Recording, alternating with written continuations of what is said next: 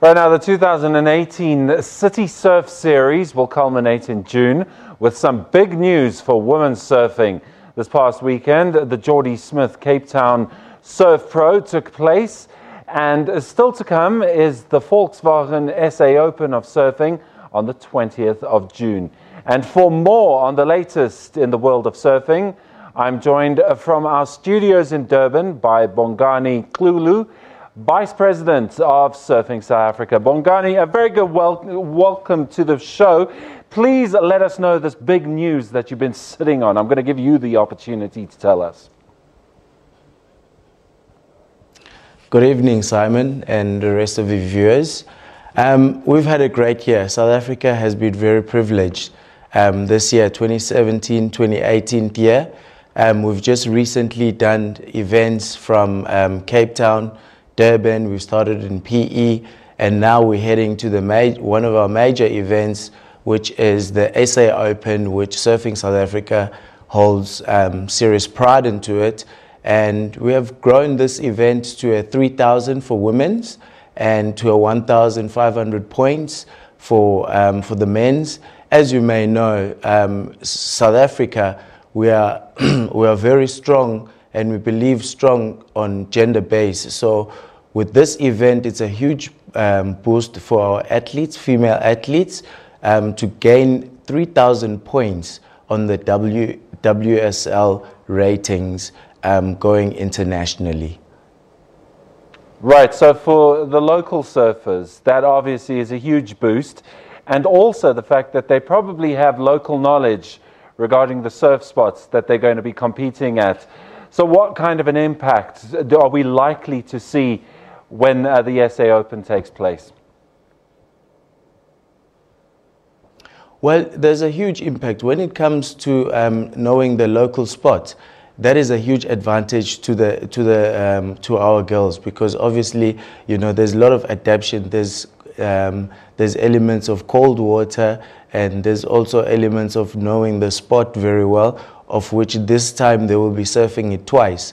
Because when we started the City Surf Series, we started in PE, and now that we are returning back to PE, our girls have an advantage to that.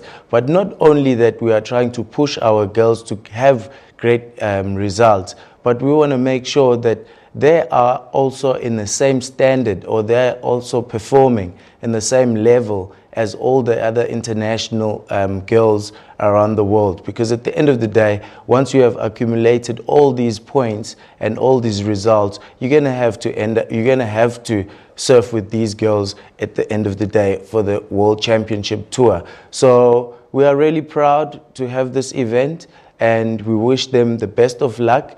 And also to our visitors, you know, we want them to explore our coastline and also gain great results for themselves as well.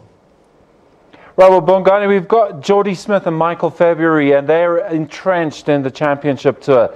So what do the likes of Bianca Buitendag and Sarah Baum need to do to make that next step up? Well, when we talk about Jordy Smith, I'll leave him aside, because I think we all understand that he's a sensation and he's our pride and joy. I think we can just put Jordy aside. We believe in him. We know he can get results just like that. When it comes to Michael February, he's one of the surfers that, as Surfing South Africa, we're very proud of him, and we think, you know, from last year he showed everyone, from winning back-to-back events and now being on the championship tour. It's a huge confidence for him coming back home and to give back and to show that what did the City Surf Series do for him and what he can still do when he comes back for the major event in Palito for the 10,000.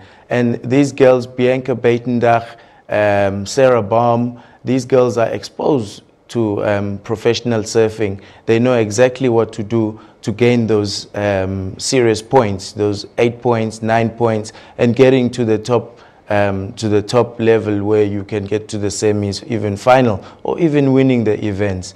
They are quality athletes. And it seems like we've got more and more surfers coming through the ranks. Matthew McGillivray, he's 10th in the qualifying series. What's it going to take for him to make that next step up, and how imminent is it? Simon, I'm one of the WSL judges myself, let alone the fact that I'm also a vice president.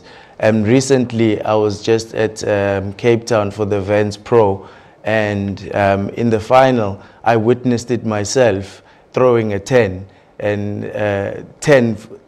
two 10s for the same athlete on different waves. It shows you that the kid is amped, he's fired up. So there's no way of stopping Matt McGillivray, and he's not the only one. There's other kids that are also following behind him, and you know, they are all in the same level. They've got those big turns, they've got the aerial maneuvers, they are right there. It's a matter of just putting it together and focusing and getting those good points. So Jordy Smith, as a mentor, we've spoken about him as the surfer and what a special character he is, but as a mentor to his fellow professional surfers from South Africa, how's he doing? Because it seems like he's quite hands-on when it comes to engaging with the other local surfers. One thing with Jordy that I've learned from him, when I started judging him from a very early age, since he was a junior, the same friends that he hanged around with in the local contests or local events 10 years ago are the same friends that pick him up when he wins major events locally. So that tells you something. He's very in touch with the other athletes that he mentors that are here in South Africa. He's not one of those people to say, well, I've reached to the top or I've passed this bridge, now see how you can do it on your own. He's mentoring them, he's there, he chills with them. I see this most of the time in events. So I think he's one of the great mentors. He's got his head screwed on right. And just quickly, we're almost out of time, but it seems like surfing in South Africa is riding a wave, excuse the pun.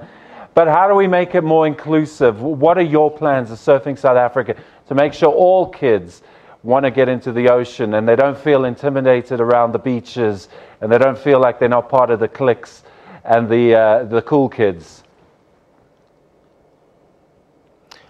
Well, in our board meetings, this is something that we discuss. This is always in our items when we discuss that we want social cohesion. We want our kids to have a social space and also to feel that they belong as well. So within all these events that we've been having, all our major sponsors, this is what they look for. This is what they say to us. They say, no, we don't care about that and that, but we care about the development part of the sport. So we are making sure in each and every event, we are having the CSI events that are taking place, and they have taken shape. They're looking very good at the moment. We've got we've recently appointed a development officer within Surfing South Africa, which she's doing very good. She's doing a fine job, and our general manager as well. He's got a straight mandate to make sure that all our events, we make sure that there are kids coming from all walks of life, because surfing has this thing of when you are all in the water, although you come from different social backgrounds, but when you are all in the water, you are all surfers, you are all the same. Absolutely. Bongani, thanks so much for being with us. We're going to be following surfing closely as we always do. Thank you so much. Thank you very much, Simon. You have a great evening. Brilliant.